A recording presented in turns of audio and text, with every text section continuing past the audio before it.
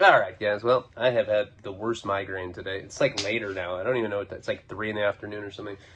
I tried to do a video a couple times and like my head was just throbbing, right? Because I don't know why I have a migraine. But Marcel Snow, do not snort Wellbutrin. Do not take me seriously. Or I mean, it's like the drug equivalent of getting butt fucked until you barf. Don't do that. You gotta separate entertainment from real life. Do not snort Wellbutrin. It will not do anything to you. That is a fucking joke. Don't do that. All right, let's get into the story. Sorry. My head though today is just like out of control bad. I like went out. We went on a walk with Nico, and the sun was like making my head pulsate. I had to come back here and like ice my face. Karina's like, "What are you doing? That doesn't do anything." I was like, "I don't know. I just want attention." She's like, "Okay, you can have some." And then she talked to me. She didn't have sex with me this morning. I was mad. I shame her. I'm like, "You're worthless." And she's like, "This is abuse." I was like, "Oh, man, I don't really do that." But she really didn't have sex with me today. And not even because my dick stinks, because my feet stink. I have like really bad problems with my feet. It's really funny. It's like on that VO stuff that I posted on the $20 tier, which yes, I will trickle down. And I think I have. I think you guys have seen that footage before. It's the one where like I'm like in Jeff's room. This is in like 2006 or 7 or something. And you hear me be like, "My feet stink." That was like 13 years ago, and they've always smelled bad. When Karina and I first started dating, she was a hardcore alcoholic, so like the toxicity of alcohol would like seep out of her, so her feet stank. But I'm like super dirty guy. I like smell. It like gets me off. I'm like, "Oh, it stinks. I have a boner now." You know, I'm really weird. And I'm not even joking. That is for real. Something I'm into. All right, let's get into the story. Because I really do have a headache, and I've tried, like, I've like pounded like multiple monsters. I just drank one earlier, this one, and there was a fly in it. Like, I don't know why I have it. It's because I leave the door open, and a fly, I didn't know, I like was pounding it, and I could feel it in my mouth, and I spit the fly out. I was like, fuck. All right, let's get, and now I'm drinking coffee. So, to conclude this like very short introduction to this, I'm going to try to focus on a few different storylines, maybe like a couple, and then come back because I'm feeling this one. So I don't know. I mean, the month's not over. One thing that I do need to do is a live. I'm going to start doing lives again. And then the trips that I said I was going on, those are still on the table. COVID, all the weird stuff that was going on, holidays, kind of was like, okay, January, right after New Year's, I want to plan it out. It's good for me too, you know, just to change the scenery. I've pretty much like made a goal to finish the first Mickey Avalon book, because we're doing a trilogy. We're doing 3 of them. I want to be done with the first draft of the first book. It's like a 250-page book. I want to be done by February 1st. And I want it to come out before summer. That's my goal. You know, the editing takes a while. Got to do the cover, got to do the marketing, get some press for it. But I'm really excited about that. The more I do it, the more, like, it was when I got that contract, I was stoked, and then I just was doing other stuff.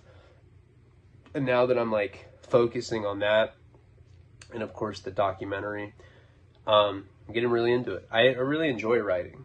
It's fun. Who cares? Shut the fuck up. All right, here we go. We're gonna go now into the story. All right, so where we had last left off, I'm in Worcester, Massachusetts. We had just pretty much gotten sexually extorted by this weird ass couple from this college. I think it was MIT, but upon further investigation, I could be wrong about that. It could have been WPI. I feel like that is what college they were from. It doesn't really matter, but you could tell that they were like upper class kids, you know. And I'm not saying that I didn't come from that kind of environment in Santa Barbara, but like, The East Coast kids are like a different class of upper class. Different brand. Sorry. They're a different class of different class. Sounds like a fucking algebra word problem. No, it doesn't. You know, they're like the kind of people that like play, like, what's that game? Polo. You know, they're like polo players. They're like, yeah, let's go down to the track and play some polo. You know, at least like my snobby friends, they were like into skateboarding and surfing. I'm not saying that made us better, but we weren't into polo. So anyway, so that was weird because at that point in my life, I hadn't done anything like that. And really, like, as I've said a million times, like, I never went down the prostitution road of being a junkie. Although I'm not saying I wouldn't. I'm just saying that I haven't. I don't know if I'd do it. It's pretty gnarly, but I'm a gnarly guy. Maybe I would. All right, sorry. See how silly I'm being? I mean, that's sometimes what happens when I go into this raw. That's why I try to do the mono and the video right after. Doesn't always work out like that way. So anyway, so all that shit had happened, and we ended up sleeping in that car, this abandoned car. I couldn't tell you what the type of car it was, but let's just say it was like an old Volvo. It was very similar to that. Super uncomfortable. We were holding ourselves all night for warmth, and eventually we had gone to sleep. I mean, it may sound like this was, you know, stretched out over like a week, but we're talking about like a 48-hour period from like when I first got detained by the cops to waking up in this car to another cop.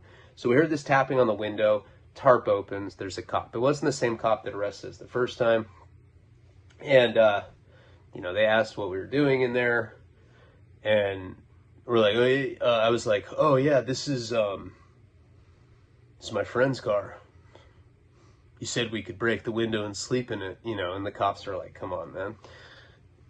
I don't remember the exchange, like, entirely, but, if, you know, they had us step out of it. Kate was like, are we in trouble? You know, she was, like, super, like, I mean, I was pretty, like, insulated myself, but, like, I was a little more street grimy already by that point. I was the one that would go into the hood and score. I'm not saying I was street smart, because I wasn't. I got burned all the time. I really didn't know what was up at that point. I'm not saying I do now. I've been like set up by informants multiple times. I'm not that street smart. I guess I was more fearless. So they had gotten us out of the car. They searched us, and we had syringes on us. We didn't have any more dope, but we had syringes, and for some reason we didn't have the cooker, because that would have gotten us a lot of trouble. They could get us for the residue. But I remember they cuffed us right away. I mean, we had broken into somebody's car. Like, right off the bat, that's pretty serious. And then on top of that, we got caught with paraphernalia. And in Massachusetts, at least in that time period, 03, 04, somebody said the other day that I don't know what I'm talking about with sports, because it wasn't the World Series, but it was some sort of baseball championship where the Red Sox had played the Yankees. I know that for sure, because that's when that brawl had gone down. I think 03 or 04, somewhere in there. I was 18, so I want to say 03. And so we end up getting arrested, and there were 2 cop cars. So I remember when they were cuffing her, they cuffed her, you know, from the get-go, but I remember when they were, like, pulling her away, she was, like, you know, thrashing. He made me. Like, exactly like that. I was like, what the fuck? I was like, I didn't make you do that. And she's like, I was like, she wanted to sleep in the car with me. And she's like, I saw her, like, you know, kind of, like, waddle into the back of the car, like, as they're, like, pushing her or whatever. I'm so, like, in shock. I mean, in jail, there's a phenomenon called a rude awakening. I don't know if we've ever discussed that, but it's this really pussy thing that Southsiders tend to do, where if they get like a kite, this tends to happen with young Southsiders in county jails, not in prison. This would never happen in prison. But in county jails, they'll do something called a rude awakening, where like they'll get a kite, or they got to remove somebody. So, you know, they got to jump them or stab them, whatever the case. In county jail, typically it's jumping them. Not a lot of shanks in jails. Once in a while, though, you'll run into one. Once in a while, somebody like has like some like foldable knife, like I've seen. I don't even know how to open this. Well, this is awkward. But oh yeah, there you go. So once in a while, somebody will like have one of these in their asshole. They'll be like, I fucking brought this in. Well, you know, it's folded. It's not like just, and that's kind of scary. Like sometimes, because the security in a lot of county jails is like super lax. People have all sorts of weird stuff that they stick up their ass, but foldable knives, believe it or not, is pretty common. Nowadays, at a lot of jails I've been to, they'll make you, you know, go through like a metal scanner, a little x-ray machine. Definitely in prison, you have to do that all the time. But some county jails are like that now too. A lot of them are lax though. I've seen shit like that in county jails. But for the most part, you don't see knives. And they'll do this thing called a rude awakening if they get a kite on somebody. Like these like 18, 19-year-olds. You know, and they're like super obvious. You know, they'll like hold a meeting like in the corner of like, you know, the jail tank. Like the guy they're gonna jump, they're like, hey fool, Spencer dog, but we're having a private meeting, fool. Go stand over there. So it's like the only one that's not in the meeting, obviously no, well, usually the ones that are getting jumped are super green too. So they're like, all right, dog, I'm gonna go right there in the corner. I'll make sure no cops come, fool. No hooters, you know, and the little kids will be like, all right, dog, we're gonna do a rude awakening when this fucking piece of shit wakes up, or, you know, when he goes to sleep. And they'll wait for this guy to go to sleep. And then there'll be like 3 or 4 of them, and they'll hold the blanket down, and they'll just start jumping him with a blanket on the person while they're sleeping. So you just get woke. Imagine how nightmarish that is. That's some psycho shit. Like you wake up, there's like some county jail blanket over you, and there's just a bunch of Southsiders just beating the fuck out of you, like while you're trapped under this blanket. I've seen it happen before in county, and like blood will like patches of blood will like seep through the blanket. It's pretty uncalled for. And people that's happened to, you know, will always be like, they'll say that it's like permanent PTSD from that. Because you're woken up and it's just so shocking. Like a month ago, I got woken up because Nico like had my cell phone, and I was like sleeping on my bed, and he like crawled up and just dropped a cell phone on my face. And I woke up to like the phone hitting me. It was terrifying. You're like, oh! And I just see him, and he's like, ah! You know, the kids, they know that they've messed up, and they'll just start crying.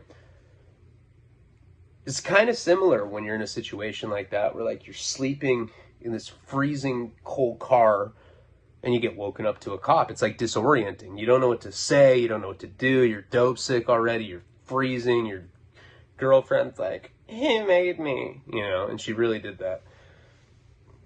And so I get taken in the car, and I remember just like, I was like in shock. Like I was like, I don't know if the gravity of what was happening had sunk in, because this wasn't dine and ditching for my hop. Like, this was pretty serious crime. So they end up taking me, like I said, we're in 2 separate cars. They end up taking me to the same holding station that I was at before. The Silence of the Lambs, like brick place with the metal toilet from the laminated poster. This is where drugs take you. It's like, fuck, it happened to me again, you know? It's like in neon. It's always like from the 80s. It looks like it's, you know, written in crayon or something. You know the kind of posters I'm talking about. They put me in one of those tanks by myself again. Really sucked because I didn't know what was going on. And that, for some reason, those Worcester cops like were just horrible about telling you what was like. In Santa Barbara, they'll tell you exactly what you did. They're like, okay, well, you're being charged with this, this, this, and that. And they'll put you into a drunk tank, and you'll have access to a phone, you know, and you can make unlimited calls. And they're free. They're like, you get like 3 or 4 minutes. It was really cool when I got transferred from Victorville on the way from the feds to Wasco on my last term, my third term. I had to go to Santa Barbara County Jail overnight. And so I didn't talk to Karina in a couple months. You know, I'd been in the hole at Victorville, and they let me, you know, they put me in a tank, and I was just calling her over. You could call somebody back to back to back to back, 3-minute calls. You get to talk to them for free. It was pretty cool. I know, that's how pathetic my life was back then. But at this particular place, they didn't have a phone in the tank. And I remember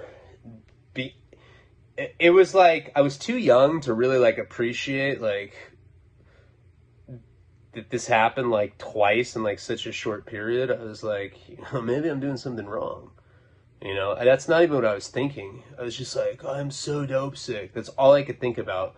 And I was thinking about what I was like, I bet Kate's, you know, in some interview room right now, just singing like a canary, like signing some paper, like putting me in prison and saying that like I like forced her at knife point to sleep in this abandoned car with her.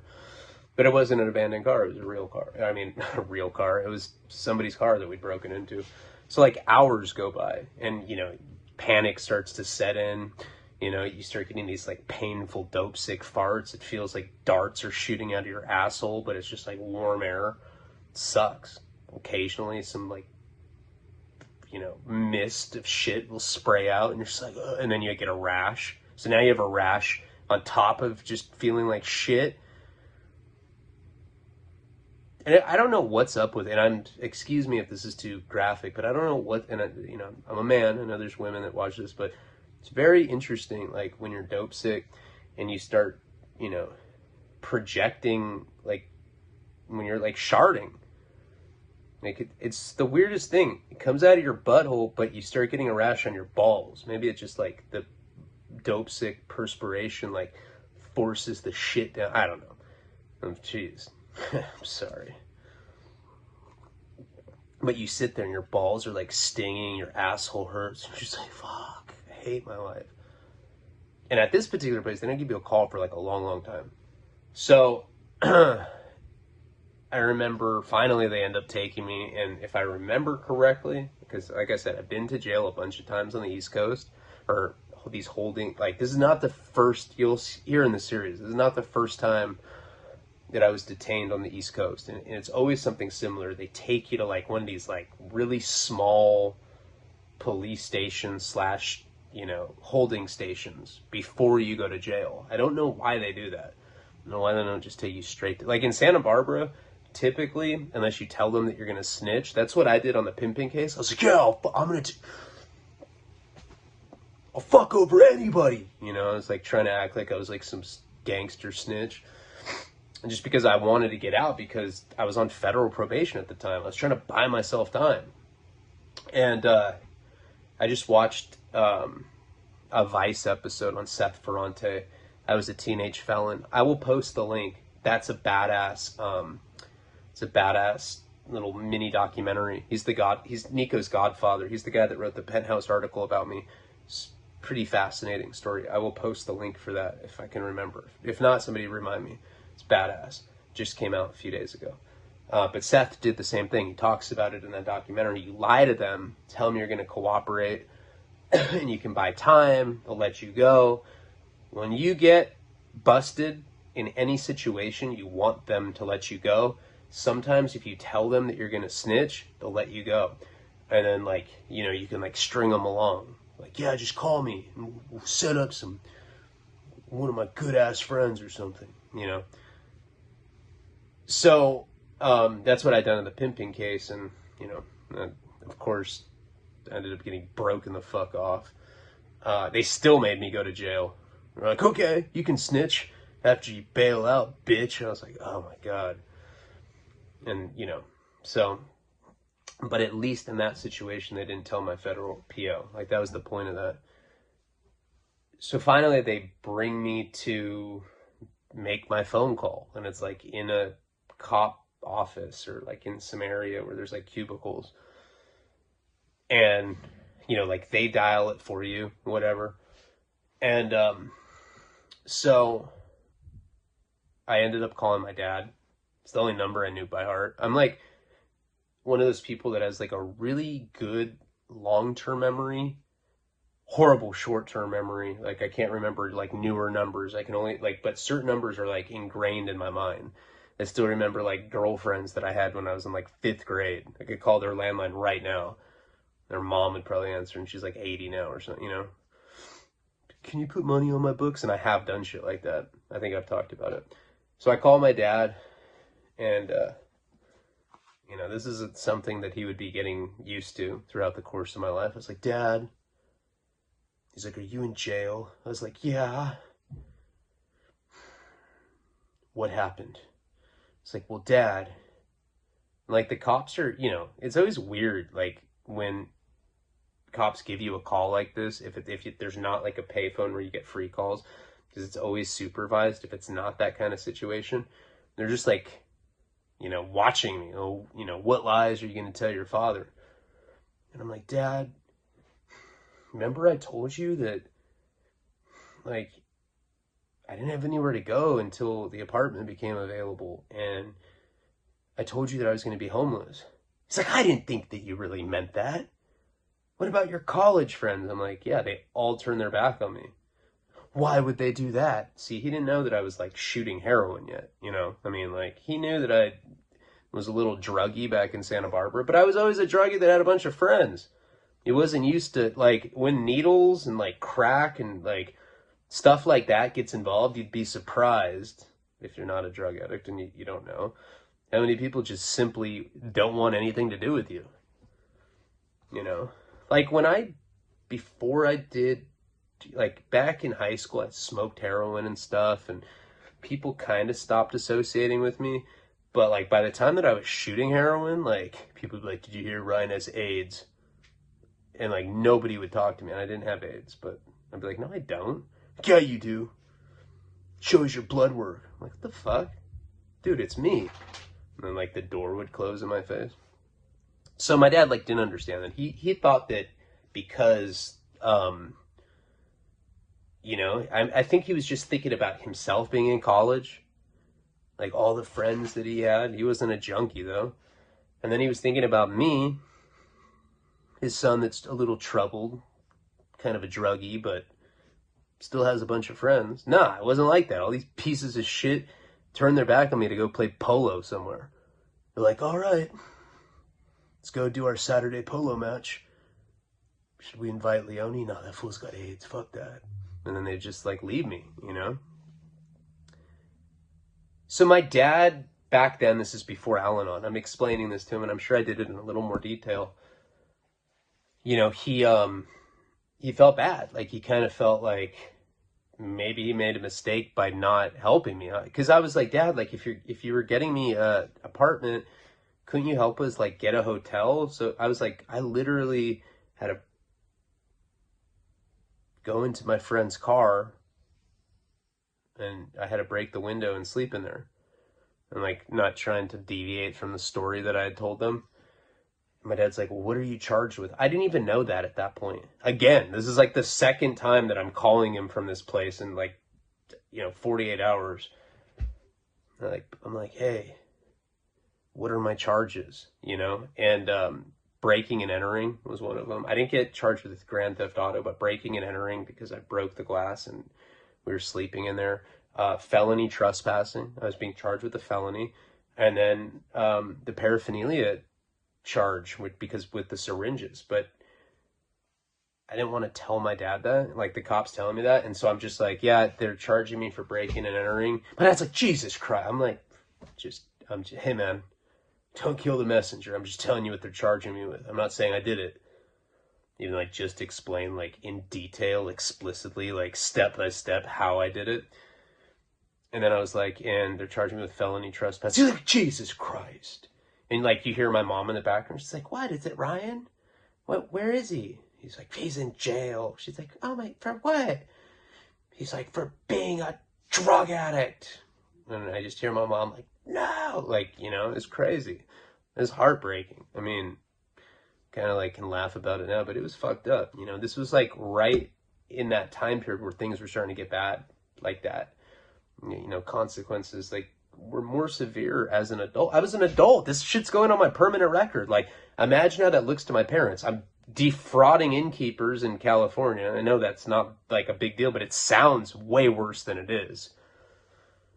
You know, imagine going to a job interview. Do you have any criminal convictions?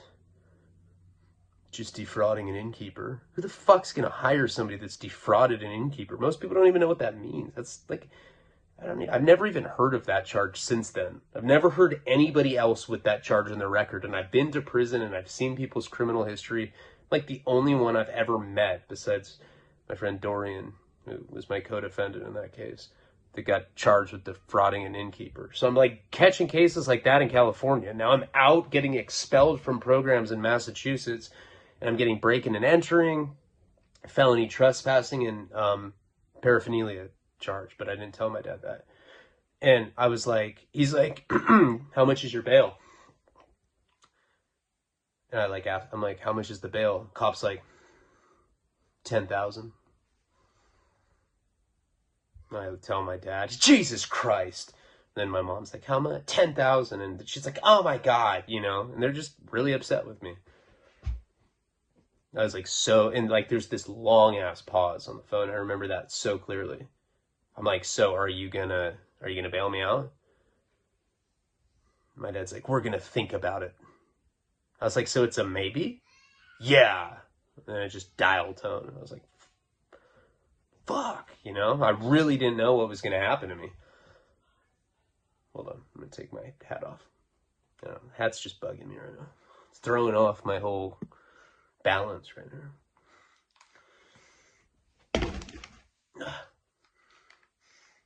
All right. Oh, you know I did that because I have this little like cut right here, and I don't want people to be like, he's on heroin. So you see my forehead? You can always tell. You can always tell with that. All right. So anyway, so they take me back to my cell. Now I haven't talked to Kate. No way of talking to her. And like I remember you know, it wasn't a guard. This is just like like the same cops that arrested. He's like, bring me back to the cell. And I'm like, hey, can I talk to my girlfriend? He's like, nah. I was like, okay. I was like, well, how do I know if like I got bail? He's like, what'd your dad say? I was like, he said maybe. He's like, oh, that means you're not going to get bailed. He's like, you'll sleep here. We'll take you to county in the morning. He's like, you're not going to like county. They're not going to like you. Well, so what the fuck's that supposed to mean? You know, just shuts the cell door. I was like, oh my God. And I remember being really sick, you know. It's like, that's, you know, it's amazing how there's this like psychological element of being a heroin addict. And everybody knows this, that you can be deathly ill with withdrawal all day long, sick as a fucking dog. And as soon as you know that like you're getting it, you know, you start feeling a little better. As soon as you have it in your hand, like when you grab the sack, the hell is this? When you grab the sack, it's like you feel 100% better. There's this huge psychological aspect of it. The mind is very powerful. And, you know, so that's why you meet like all these like Mexican mafia-esque junkies, like Southsiders that have been like in prison for 40, they've like been heroin addicts for 40 years. They were wearing like the button-up flannel junkie shit like in the 70s, before it was even like associated with like Mexican heroin addicts, you know, like the OG junkies. And you'll always talk to them and they'll be like dope sick and they don't complain at all. They'll just be sitting there like, occasionally they'll be like, hey, excuse me, I bite and spit my nails when I'm not feeling so well, dog. Spencer, fool. And you're like, I know that you're dope sick. How are you so calm? Hey, mind over matter, fool. And like, for real, these guys master that. It's like some straight up Hinduistic Southsider stuff that they master, and all the time that they spend in the hole, being in and out of jail, dope sick, you know. But at that point, my mind was like really fucking with me because I had no idea what was going to happen to me. You know, the ambiguity of what my dad said, maybe. Why don't you just say maybe? Why do you have to say ambiguity? You sound like an asshole, Ryan. All right. So, you know, just because he had said maybe, I didn't know for sure what was going to happen to me or not. It kind of like amplified my sickness. You know, I remember just panicking in there and like throwing up. And it was just like really theatrical. You know, I'm like ripping my shirt. I'm like, bleh! Like spiking fucking toilet paper like it's a football, you know? It's really acting a fool.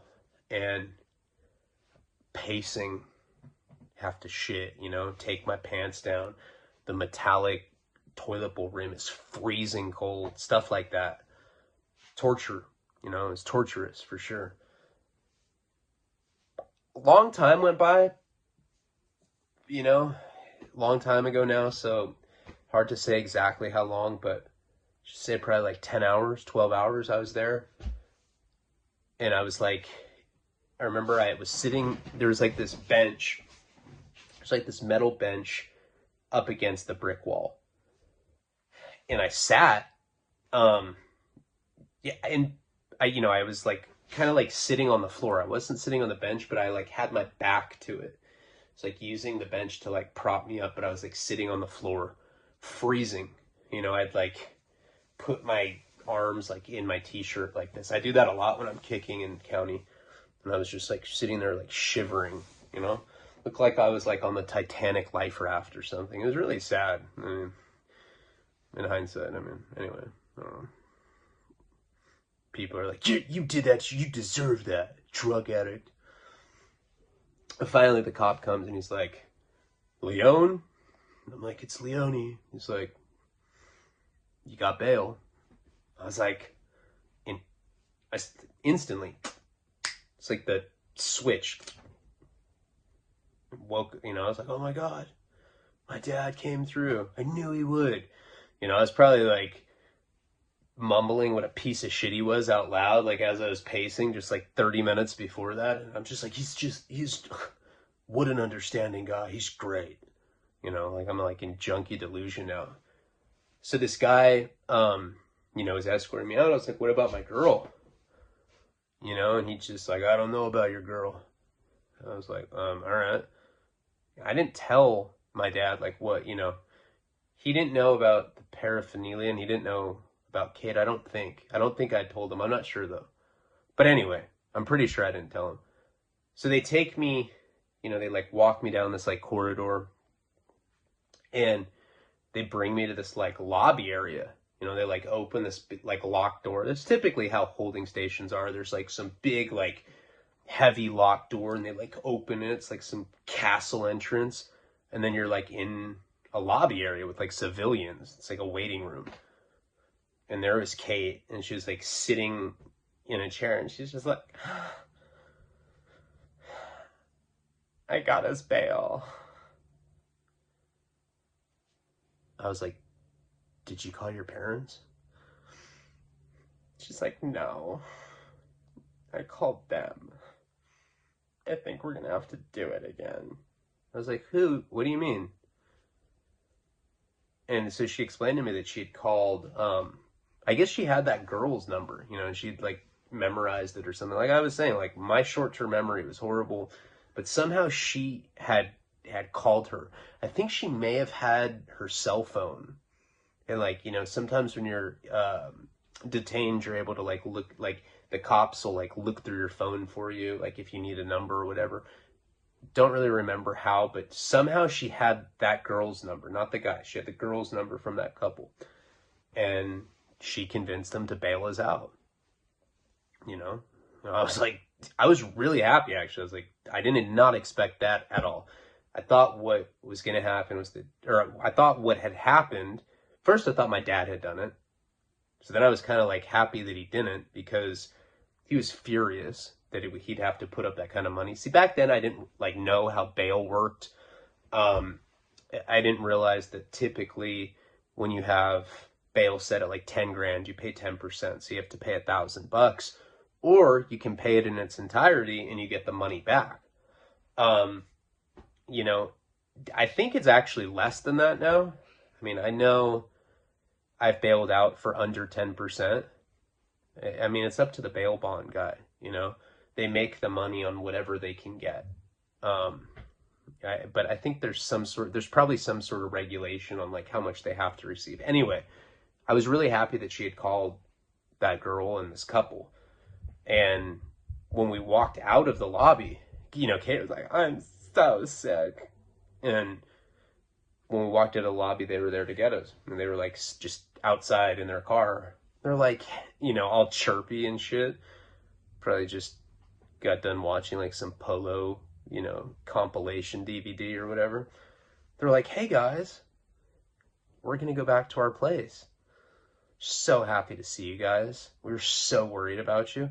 And like, if you remember, they had essentially already told us that they were going to take care of us for like the next couple days. And they kind of like burned us and then they disappeared.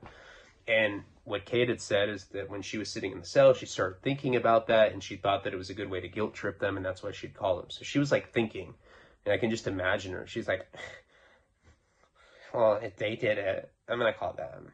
They're my friends. But I mean, even in the waiting room, she's like, we're going to have to do it again. I feel so sick. And like, to me, so like, I'm already becoming like a conniving, manipulative junkie. You know, as soon as I see them, that they picked us up, and they had paid the bail in its entirety, by the way. They had paid $10,000 for each of us. I think that her parents or his parents had like a lot of money, and you know, this was like a hobby of theirs. You know, find degenerates that will fuck in front of them, because that was some weird fetish that they both have. Like, you often think, like, how do people like that meet? Is that some shit that you say, like, during a date? Like, well, yeah, like, I'm majoring in literature. Do you have any sexual fetishes? I love seeing degenerate people fuck in front of me. Me too. Let's date. You know? I don't know. But somehow, or like, maybe they were dating and then they like probably liked watching porn together or something, and then like eventually they're just like, I bet we can talk poor people into doing this for us for free, or you know, live, not for free. And that's probably how it came to be. But whatever the case, they were all chirpy, you know, we were like their hobby. You know, people pay for their kids' hobby. Some people like paintballing and some people like voyeuristic sex exhibition or whatever. So they're like, do you guys want food? Both of us were so sick. I was like, can you take us down to the hood? He's like, to get heroin? These guys were so weird. Like, when I first met them, they were pretty weird. But like, you gotta remember, like, they've already watched us have sex. And like, they were directing us. Like, yeah, you know, come on her stomach. You know, like weird ass stuff like that. Felt like I was in some cologne commercial. You know, even though it was like super inappropriate stuff. Yeah, let me see your asshole. You know, it was just really creepy.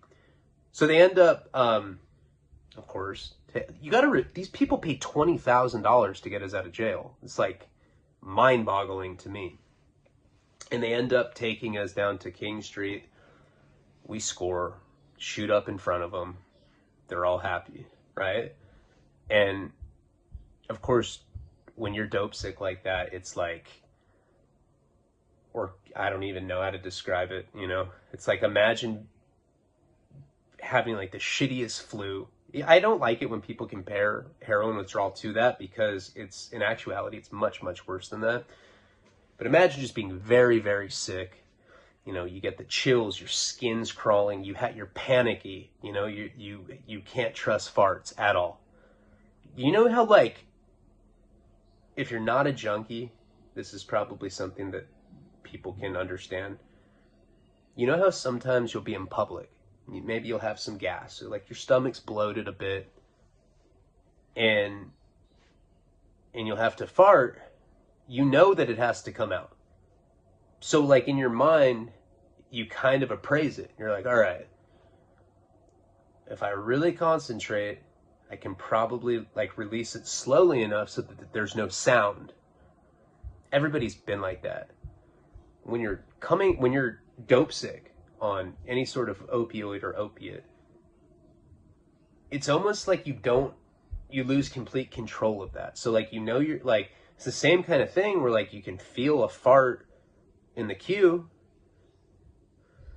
and you'll like, a lot of people that are like new to dope sick, like we were like new to it. It was like we're like novice heroin addicts for the most part. Like, you don't know when you first get into it that like you'll feel like, you're like trying to play it cool, and you'll just like try to squeeze out one of the silent one, and it'll just be like, and be like a, it'll like sneeze shit out, or like fling it out. It's fucking disgusting. Where was I going with this? Oh, I was just describing what it was like to be dope sick. So, imagine like that. So you have the inability to like, properly, assess farts or whatever. Your skin's crawling. You have hot and cold flashes. It's like indecisive. So like you're really hot and then you're really cold. The only thing that makes you feel better is to come.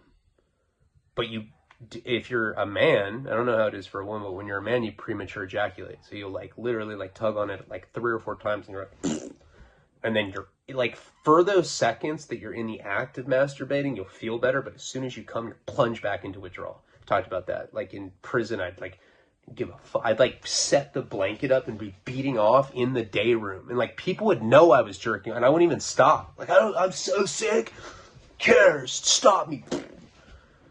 It's crazy. The older I got, the less I cared. And then the worst part is the panic. You're just panicking. You're scared. You're like, ah, and your mind's like making it all worse. Imagine all of that. And then you get well, and instantly it's better. So that's how we felt. And like everything you just went through, like, doesn't even matter. You're like, oh, that was worth it. Feel bomb as fuck right now. Huh. Whatever. Who cares if that might happen again tomorrow? What do you guys want to do?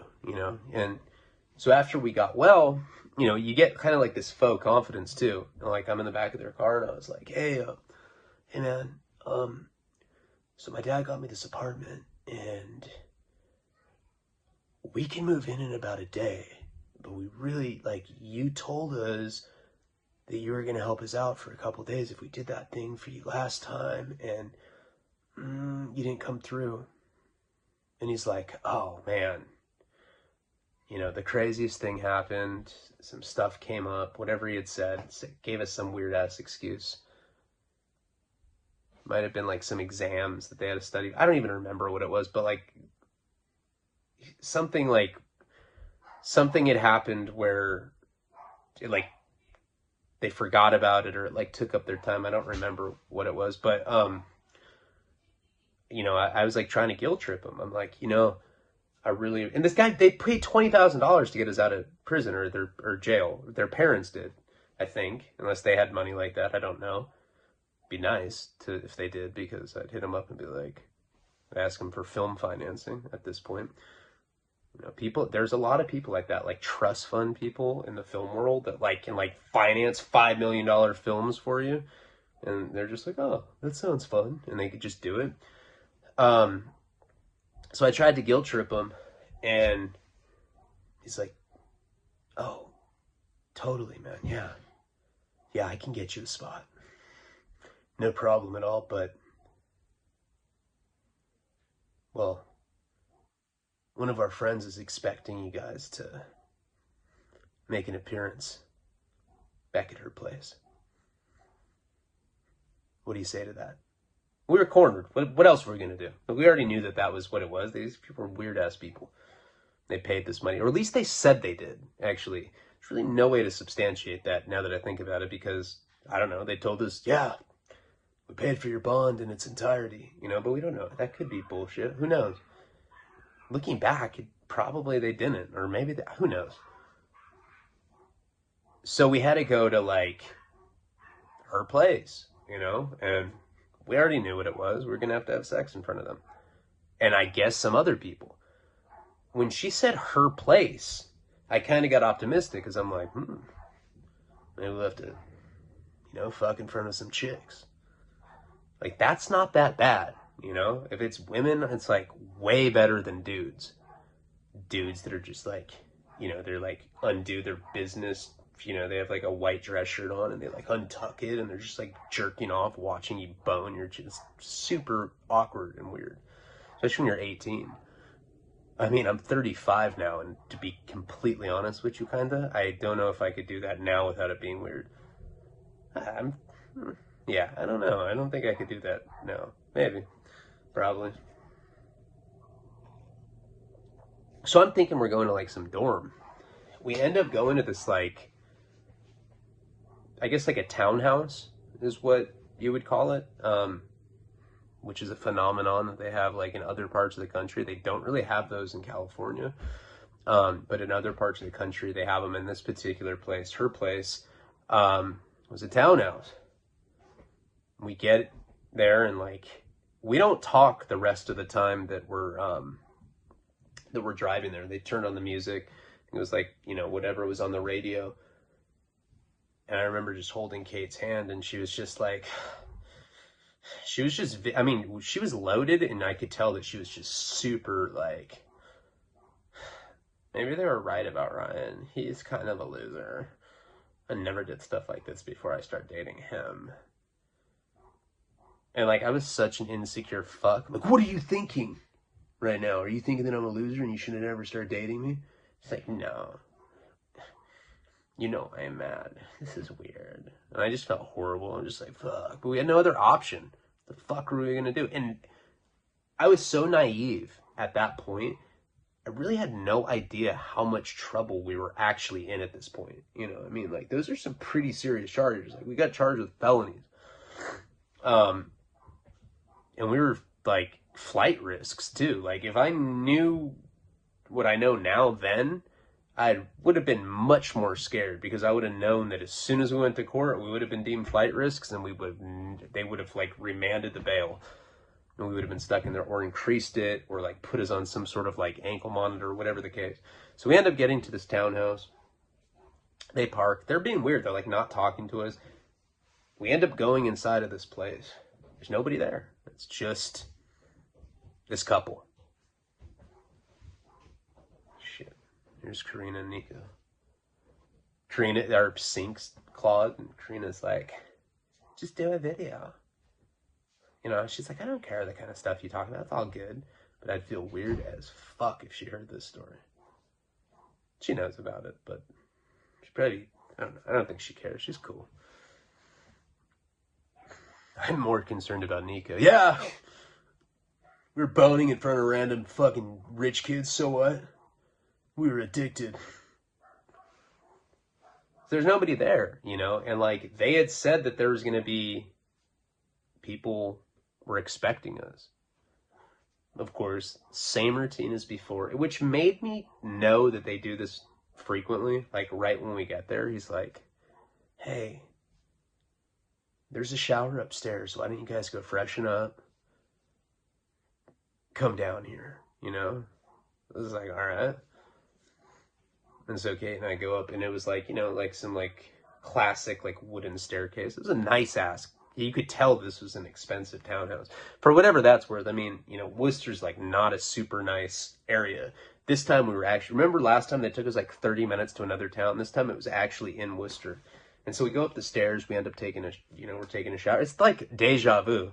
Shit's like, I'm really starting to not like heroin.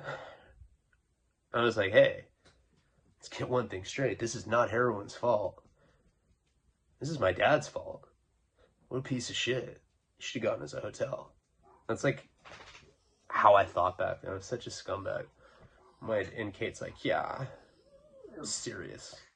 So we ended up taking a shower. And when we were done taking a shower, again, we put on like the same clothes. They didn't offer us new clothes or anything. So we're wearing these like nasty ass clothes. I'd like been like sharding in them for like, 10, 12 hours in that jail cell. It was like so gross to put those, it was like irritating my rash kind of thing. I didn't feel sexy. That's for fucking sure. And I knew that, like, they pretty much needed me to be sexy at that point. But again, like, I was gross back then. I was covered in zits. I had a goatee. My hair was like that. I was super, super unattractive. You know, no, I think that it was just the concept that, like, that they were into. And Kate was pretty, except she was always, like, had this weird look on her face. So, we end up going downstairs, and we see this, like, pretty big guy, like, heavy set, older guys. Probably, you know how when you're younger, like, you think that people that are older are even older than they actually are? This guy was probably, like, in his 30s, you know, but, like, at that point, he looked like really old. He looked like some super tacky, like, used car salesman type, you know? He's wearing, like, I don't know what they're called, but, you know, like, cowboys wear them. And he's like, "Hey, I'm Bert." And I was like, "I'm Ryan." And Kate's like, "I'm Kate. Who are you?" He's like, "You know, I'm a friend of, you know, this couple." So we're like, now I'm like really tripped out, you know, because they're not there anymore. It's just this weird ass guy, and he's big, and I'm like, God, this guy could empower me right now. You know, I mean, like, what if they were like bringing me back to Bert's lair? That's what it seemed like. You know, I didn't see the couple anymore. It felt like they just kind of like pawned us off to this dude. And so he's like, I'm just their friend. Sit down on the couch. Shh. And so we sit on the couch, and we're just sitting there, right? And he starts like making small talk with us, asking us where we're from. I'm telling him, I'm like, you know, I'm a talkative dude. I'm all hyped. I'm like loaded too. I'm like, yeah, from Santa Barbara. Came out here. I started telling him like the whole story. I was like, I got addicted to heroin, and now I live in cars. Pretty sad, huh? He's like, it happens. You know, he's like being all cool. He's drinking like some like white champagne or something. Or I mean white wine. The couple comes out now. So they come like, I don't know, from I guess a kitchen area, or like they come from somewhere else. And they're like, okay, a little bit different this time. This time we're gonna have sex. I was like, what do you mean?